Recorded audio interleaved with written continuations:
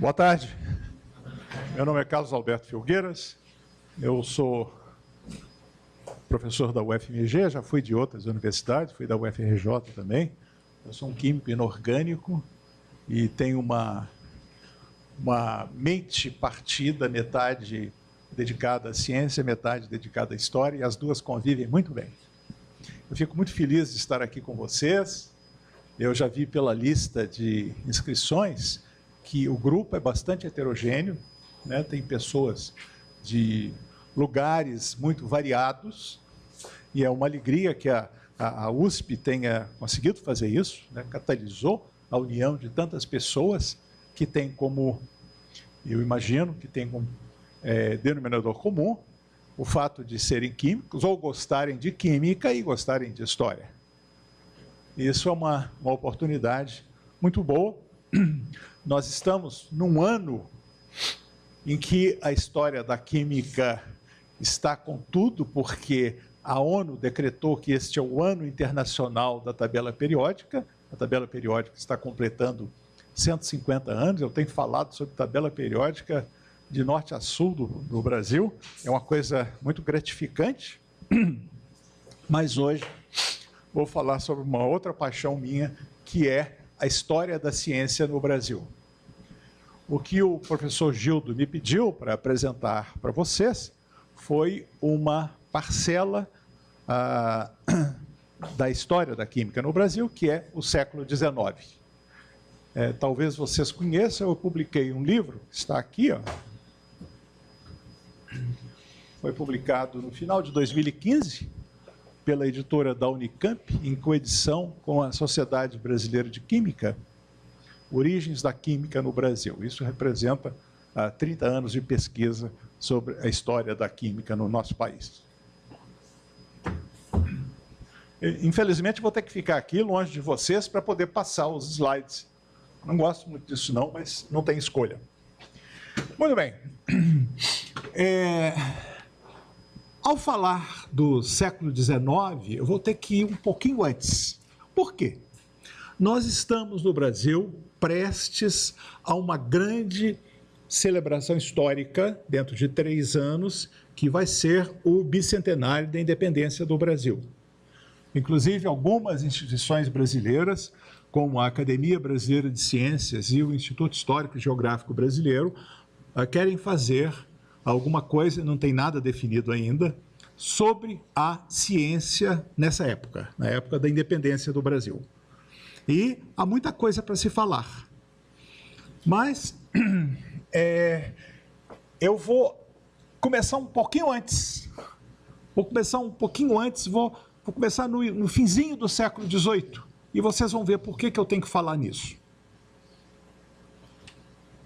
Bom, no final do século XVIII, nós tivemos 2 vice-reis portugueses, frutos da ilustração, ou do iluminismo do século XVIII. Eram homens excepcionais como governantes. O primeiro deles foi o Marquês do Lavradio, que foi vice-rei do Brasil entre 1772 e 79. E seu sucessor foi foi Dom Luiz de Vasconcelos. Aí eu não pus a data em que ele esteve no Brasil, foi de 1779 até 1790. Os dois fundaram 2 instituições científicas notáveis. O Marquês do Lavradio fundou a Academia Científica do Rio de Janeiro em 1772. Ela é anterior à própria Academia das Ciências de Lisboa, que foi fundada 7 anos depois. E ela funcionava no Palácio do Vice-Rei, que é o atual Paço Imperial, na Praça 15, no Rio de Janeiro, e os sócios se reuniam uma vez por semana e liam comunicações científicas. Felizmente, essas comunicações não se perderam, porque elas foram publicadas no início do século XIX, num jornal que se publicou, depois eu falo sobre ele, no Rio de Janeiro.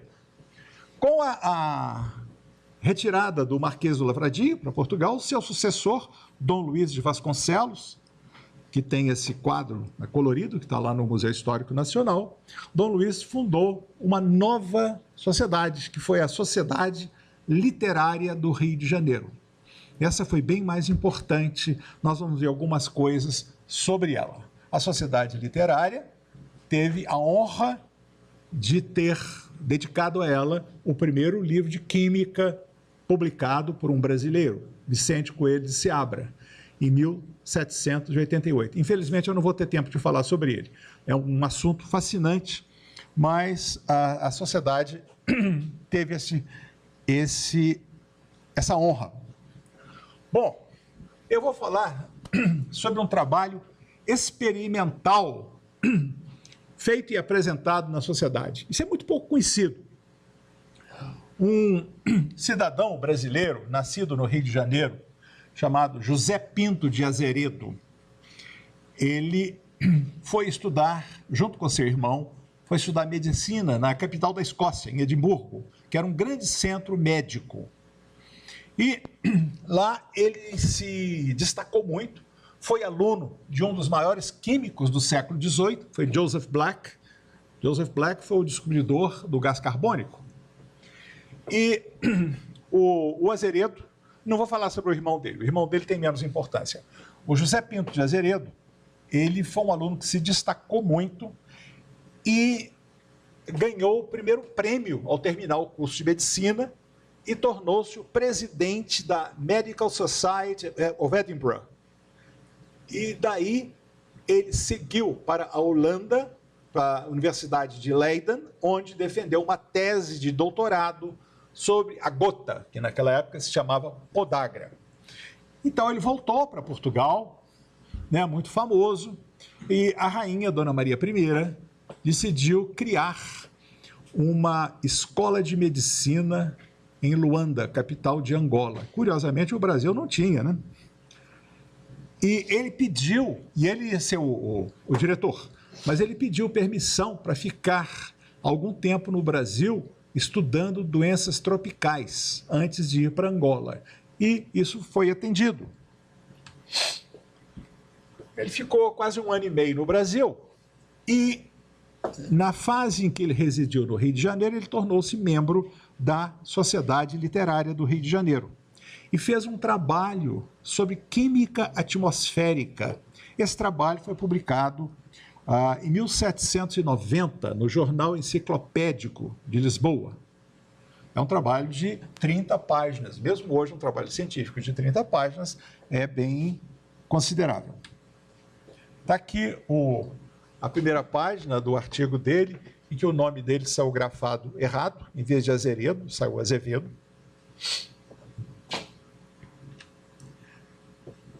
E eu gosto de dizer que ele foi o primeiro investigador em todo o continente americano a estudar química atmosférica e as suas implicações ambientais. Isso é uma coisa muito moderna para nós. Isso no século XVIII era uma coisa impressionante. O que ele fez? Ele resolveu determinar experimentalmente os teores de gás carbônico e oxigênio em 9 pontos diferentes do Rio de Janeiro. Desde um lugar em que os escravos traziam dejetos das latrinas para jogar no mar, até o alto das montanhas. Vocês podem imaginar que a qualidade do ar era bem diferente nesses lugares. Então, ele queria determinar o que ele chamava de bondade do ar. Quanto mais oxigênio e menos CO2, maior era a bondade ou pureza do ar. Como é que ele fez? Ele coletou ar em 9 locais diferentes e ele tinha um tubo emborcado numa cuba com água. Então tinha um pouco de ar acima. Aí ele produzia óxido nítrico, NO, e borbulhava isso lá. Esse óxido, escrevi as equações químicas aqui, esse óxido nítrico, NO, reagia com o oxigênio, dando NO2. O NO2, por sua vez, reagia com a água, dando ácido nítrico. Então, o que acontecia? Eu tinha um consumo de oxigênio daquele ar acima da água. Estão me seguindo, né? Então, a coluna de água subia, porque diminuía o ar. Ok? Então, ele media aquilo e podia fazer uma proporção para determinar quanto de oxigênio tinha sido consumido. Ele já sabia que o ar era composto de oxigênio e nitrogênio. Lavoisier tinha demonstrado isso. Quanto ao CO2, ele fazia uma coisa semelhante, só que ele determinava usando hidróxido de cálcio. Se eu tinha CO2 no ar, se eu punha hidróxido de cálcio ali naquela cuba, esse hidróxido deveria reagir com o CO2, dando carbonato de cálcio, que se precipita. Não chega a precipitar, porque a quantidade é muito pequena. Foi claro, gente? Se vocês tiverem qualquer dúvida, por favor, me interrompam. E ele obteve, nos 9 lugares, ele obteve que a atmosfera tinha um valor médio de oxigênio de 21,9%. O valor que nós aceitamos hoje é 21%.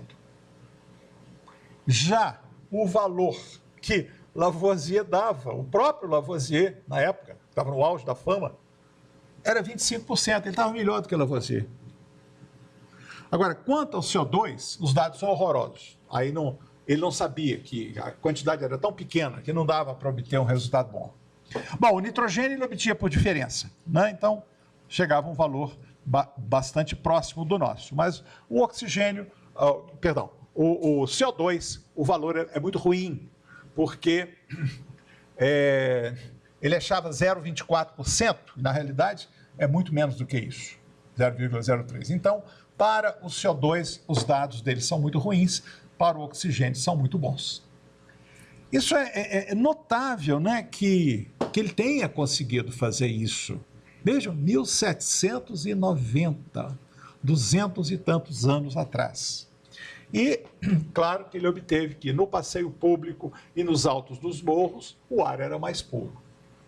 Confirmou isso, já se supunha. Então, vamos dar um salto agora e vamos falar realmente agora do século XIX. No século XIX, como vocês sabem, houve um fenômeno fantástico que aconteceu no Brasil. Nem sempre se dá a importância que esse fenômeno merece. Eu chamo isso de uma singularidade na história do mundo. Foi o único caso na história em que, da noite para o dia, a colônia passou a ser metrópole e vice-versa. O Rio de Janeiro, com a chegada da família real, o Rio de Janeiro passou a ser a capital de fato de todo o Império Português, compreendendo o Brasil, Portugal, partes da África e partes da Ásia. Nunca houve uma singularidade histórica dessa maneira, uma reversão total. E é curioso que, antes disso, havia o estado do Grão-Pará, lá no norte, pegava a Amazônia. Tinha Pernambuco, tinha Bahia e tinha o resto do Brasil, que era governado pelo vice-rei. Então havia rincões diferentes. A palavra Brasil não significava uma nação. Brasil era uma mera denominação geográfica. Com a sede do Império Português no Rio de Janeiro, aí todos os governantes, seja do Pará, de Pernambuco, da Bahia, do sul do Brasil, de Portugal, de Angola, Moçambique, da Índia, todos tinham que se reportar à cabeça do Império no Rio de Janeiro, que era o príncipe regente, depois rei. Foi a partir daí que o Brasil se uniu como uma nação brasileira. Então, a unidade brasileira se deveu a isso, ao contrário do que aconteceu com as colônias espanholas, que se esfacelaram. Então, a grande importância da monarquia no Brasil foi essa. né, essa unificação do Brasil que persiste até os nossos dias, claro. Bom, mas então chega a família real ao Rio de Janeiro, de repente. Os cálculos variam, mas talvez tenha sido de 10 a 15 mil pessoas que vieram escoltadas pela Marinha Britânica. E o Rio de Janeiro era uma cidade colonial atrasadíssima. De repente, tinha que ter toda a infraestrutura para se tornar capital do Império Português, incluindo Portugal. Quer dizer, não se fala assim, mas, na realidade, Portugal passou a ser colônia do Brasil. Embora não se diga isso, mas, de fato, foi isso que aconteceu. Bom, então, o príncipe regente tinha que criar uma série de instituições para que o Brasil pudesse assumir as suas novas funções. Então, ele teve que criar medidas jurídicas, administrativas, a criação de uma série de coisas. Foi tão rápido que eles chegaram, eles fizeram uma escala em Salvador, quando vieram de Portugal, e ficaram o mês de fevereiro em Salvador, fevereiro de 1808. Nesse mês, o Dom João tomou duas medidas muito importantes. Primeiro, a abertura dos portos. Então, até então, nenhum estrangeiro podia aportar no Brasil, só português. No final do século XVIII, veio ao Rio de Janeiro o presidente da Royal Society, Sir Joseph Banks. Ele tinha um salvo-conduto dado em Lisboa, pois o governador do Rio de Janeiro não deixou ele desembarcar. Diz que ele era um espião. Ele queria fazer pesquisa na Floresta da Tijuca, mais nada. Não pôde desembarcar. Humboldt também estava fazendo pesquisas em toda a América Espanhola. Ele quis descer o Rio Negro e depois o Amazonas até a Foz. Foi proibido. Humboldt era uma celebridade mundial. Não pôde. Então, a partir da chegada de Dom João, houve uma liberação total, o que não havia antes. E, durante esse mês em que ele ficou em Salvador, ele criou a primeira escola de medicina do Brasil, que existe até hoje, é parte da Universidade Federal da Bahia. No mesmo ano, criou a Faculdade de Medicina do Rio de Janeiro. Vejam como o Brasil necessitava dessas coisas, porque foi feito imediatamente. E ele criou a Biblioteca Nacional. Dom João trouxe para o Brasil a Biblioteca Real, mais conhecida como Real Biblioteca, ao contrário, né?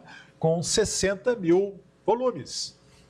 Coisas fantásticas. Por exemplo, tem livros lá, o livro, a Bíblia de Mogúncia, que é o livro mais precioso existente no Brasil, foi feito na oficina de Gutenberg, em 1462, são 2 volumes, então perfeito. É guardado num cofre da Biblioteca Nacional. E esse livro tem um valor de mercado de 20 milhões de dólares. Isso veio com a Biblioteca Nacional, pela qual, vejam que coisa interessante, pela qual, depois da independência, Dom Pedro I teve que pagar ao pai uma indenização no processo de reconhecimento da independência do Brasil por Portugal. Ele pagou caro, foram mais de 300 mil libras esterlinas, o que seria muitos milhões hoje. Mas nós temos essa preciosidade que é a Biblioteca Nacional, que está entre as 10 maiores do mundo. Está aqui a Bíblia de Gutenberg, eu pensei que eu não tinha, a Bíblia de Mogúncia, né? Que foi feito com, isso nos interessa como químicos, né? Com tipos de impressão feitos com uma liga de estanho, chumbo e antimônio. Está aí a Bíblia de Mogúncia. Aqui é uma coisa muito triste, é um decreto em que Dom João VI criou o Museu Nacional, o finado Museu Nacional, no qual eu tive a oportunidade de trabalhar muitas vezes, e lamento dizer isso. O Museu Nacional completou 200 anos em junho passado. E vejam vocês que coisa, como a cultura no Brasil é tratada. A época do bicentenário do Museu Nacional, foram convidados vários ministros do então governo do Brasil. Todos se recusaram a ir. Ou seja, isso não vale nada. E pouco depois o museu pegou fogo, agora já se sabe por quê, né?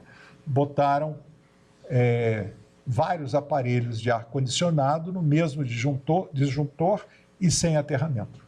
Então, perdeu-se uma coleção de milhões e milhões de objetos. É uma coisa irreparável. Para vocês terem uma ideia, só a coleção de vidro de Pompeia tinha mais de 2.000 exemplares. Havia uma coleção de 20.000 tecidos pré-colombianos, que vieram do Peru, comprados por Getúlio Vargas.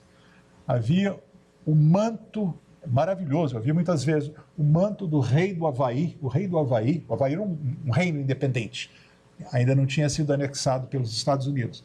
Ele foi à Europa, parou no Rio de Janeiro, foi muito bem recebido por Dom Pedro I e deu de presente esse manto de plumas de pássaros do Havaí.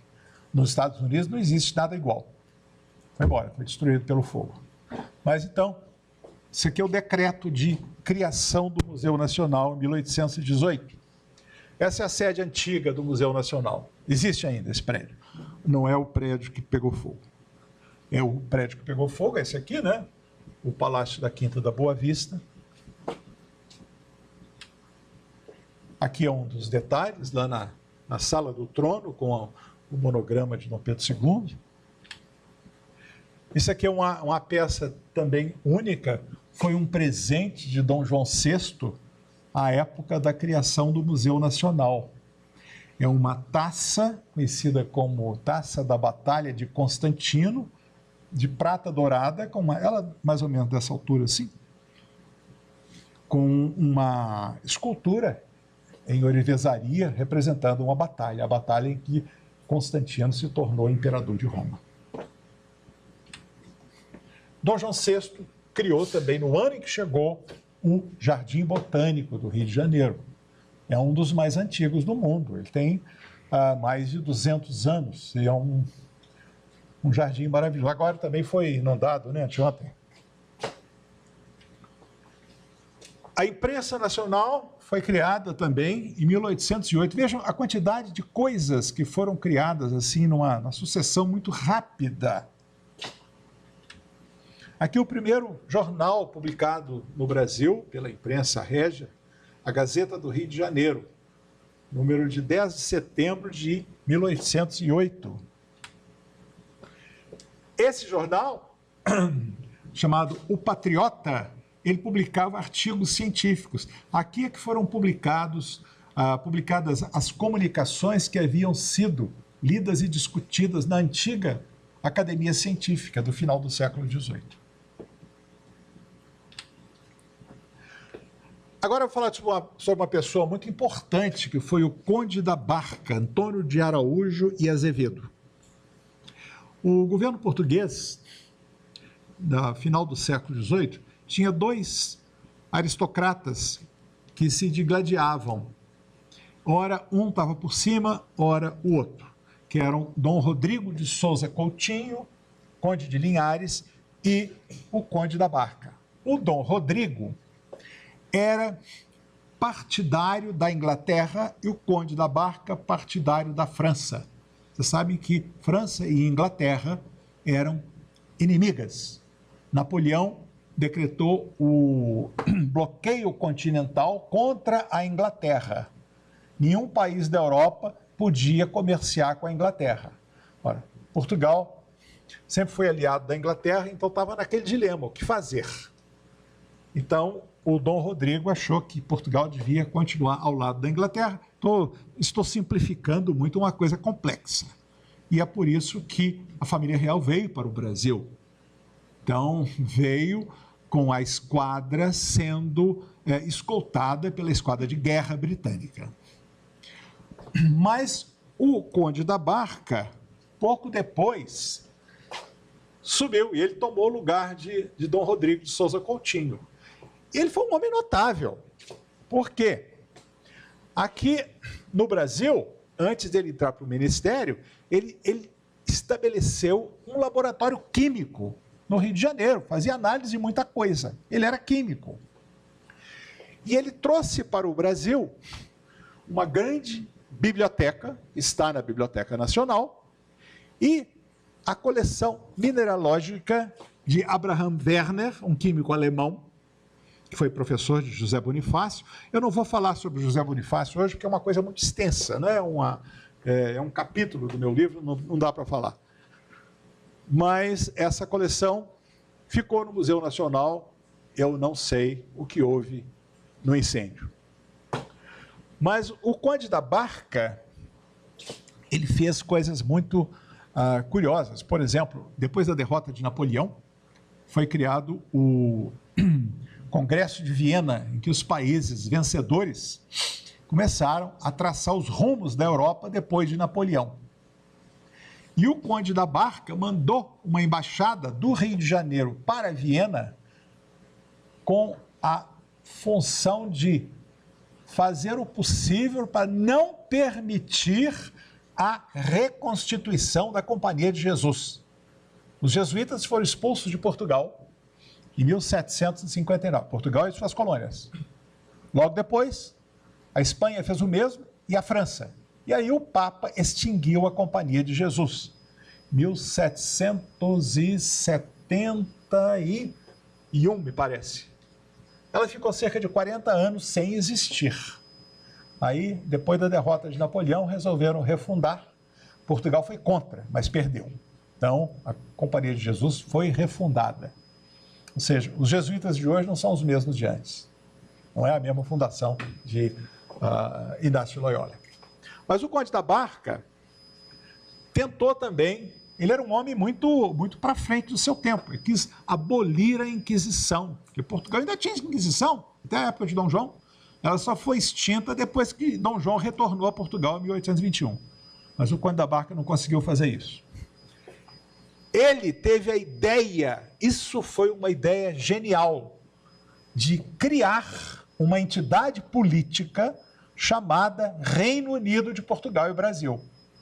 Isso, se tivesse perdurado, seria uma coisa extraordinária.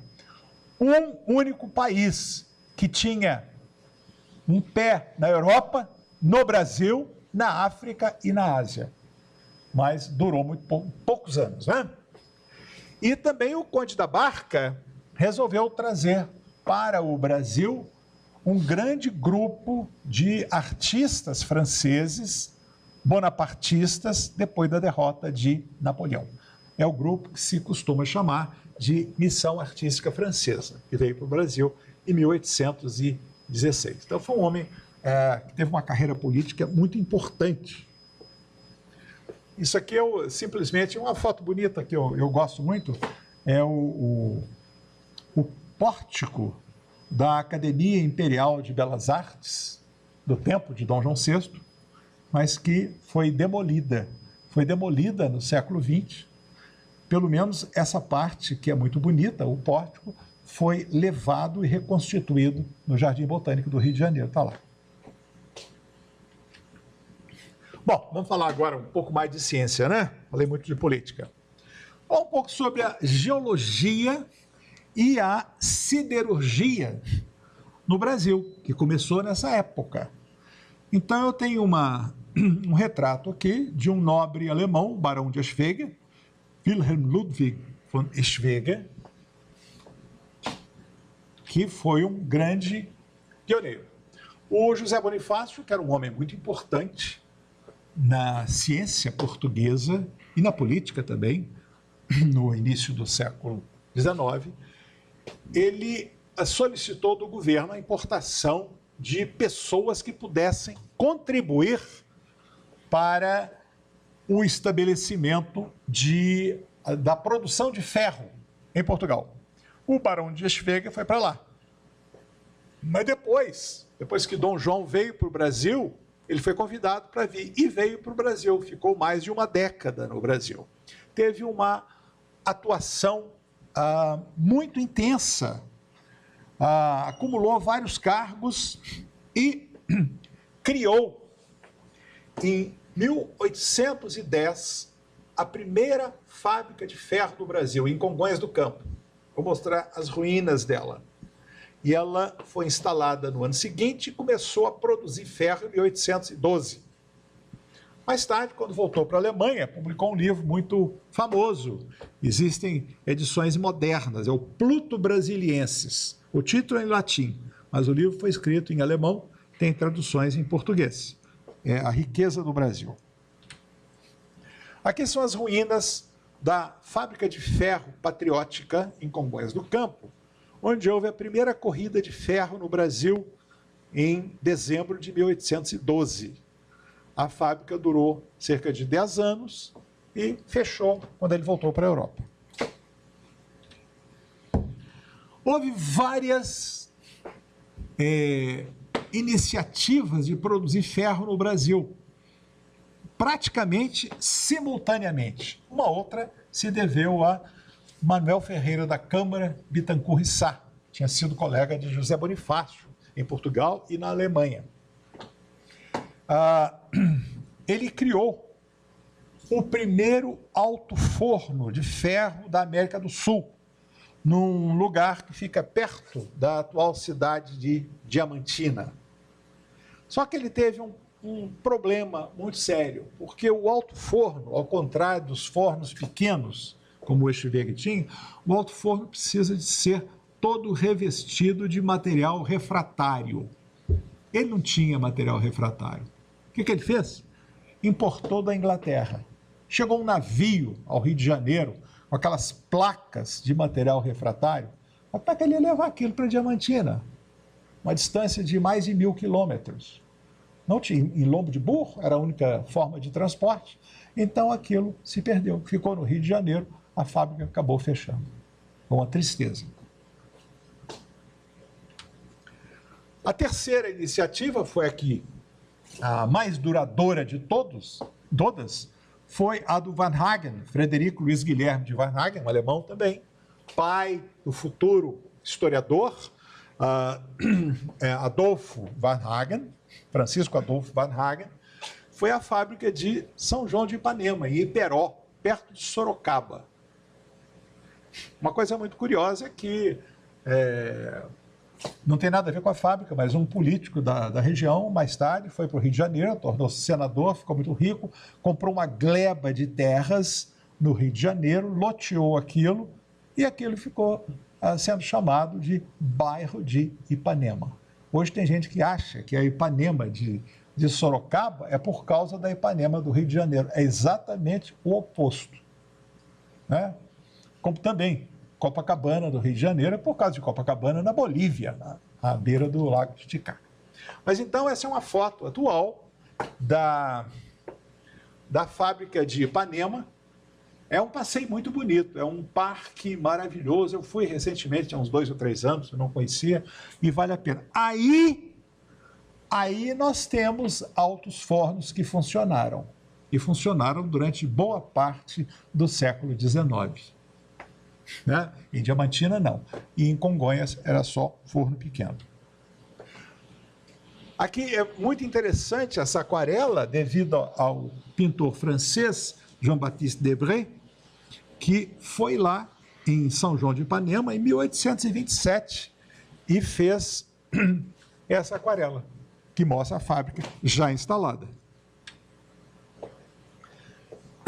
Bom, houve uma... Vocês vejam, o início do século XIX teve uma atividade febril nessa área mineralógica, metalúrgica e mesmo química no Brasil. Vamos falar do José Vieira Couto. José Vieira Couto era natural lá do Tijuco, na atual Diamantina, e ele fez muitas expedições em busca de minerais. Uma coisa sobre a qual havia uma preocupação muito grande